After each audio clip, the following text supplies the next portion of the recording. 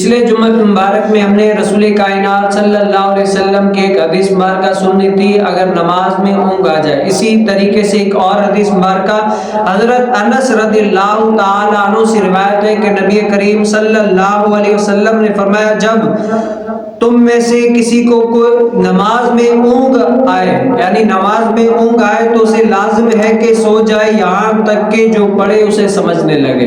یعنی رسول کائنات صلی اللہ علیہ وسلم نے فرمایا، نماز کی ایسی حالت میں ہو کہ تم نماز پڑھنا چاہ رہے ہو لیکن نیند کا ایسا غلبہ ہو، ایسی نیند ہو کہ تم نماز پڑھ رہے ہو لیکن پتہ نہیں ہو کہ یعنی کیا کر رہے ہو۔ اور صوفیہ فرماتے نماز وہی ہے کہ جو آپ نماز پڑھ رہے ہیں نا، نماز کے اندر جیسا قرآن پاک پڑھ رہے ہیں، جو پڑھ رہے ہیں وہ آپ کی سمجھ میں آنا چاہیے کہ میں نے کیا پڑھا ہے، یہ قرآن مجھ سے کیا کہنا چاہتا ہے۔ اور اس سے یعنی ہلکا یہ ہے کہ کم از کم وہ سورت یاد ہونی چاہیے کہ میں نے پہلی رکعت میں کون سی سورت پڑھی ہے، دوسری رکعت میں کون سی پڑھی ہے، تیسری میں کون سی، چوتھی میں کون سی، اس طریقے سے یعنی یاد ہونا چاہیے۔ ہماری نمازوں کا حال یہ ہوتا ہے کہ ہمیں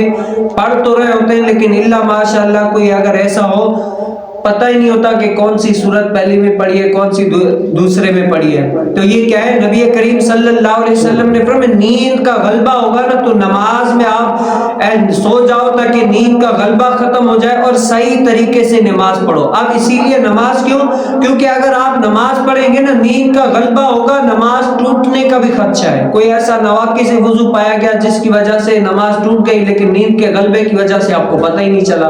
آپ تو نماز پڑھ رہے لیکن آپ کا کب وضو ٹوٹ گیا، نماز ٹوٹ گئی، آپ کو پتہ ہی نہیں چلا۔ اور دوسرا یہ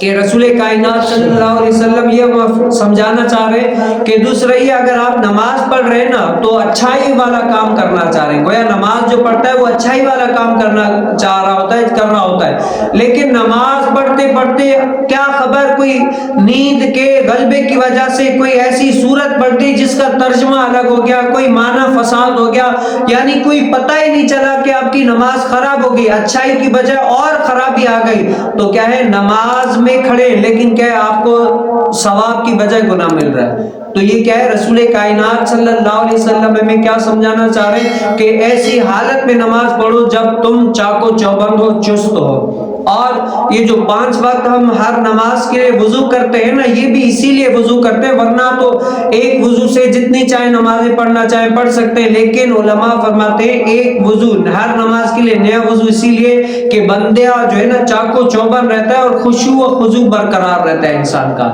اگر انسان کے بدن میں سستی ہوتی بھی ہے نا تب بھی نکل جاتی ہے۔ تو یہ اسی لیے رسول کائنات صلی اللہ علیہ وسلم نے فرمایا جب نماز پڑھو اونگ اگر ہو نا تو سو جاؤ، جب اونگ ختم ہو جائے یعنی اونگ کا اثر ختم ہو جائے تب نماز پڑھو۔ تو اللہ تعالیٰ ہمیں رسول کائنات صلی اللہ علیہ وسلم کی ان احادیث مبارکہ پر عمل پیرا ہونے کی توفیق نصیب فرمائے۔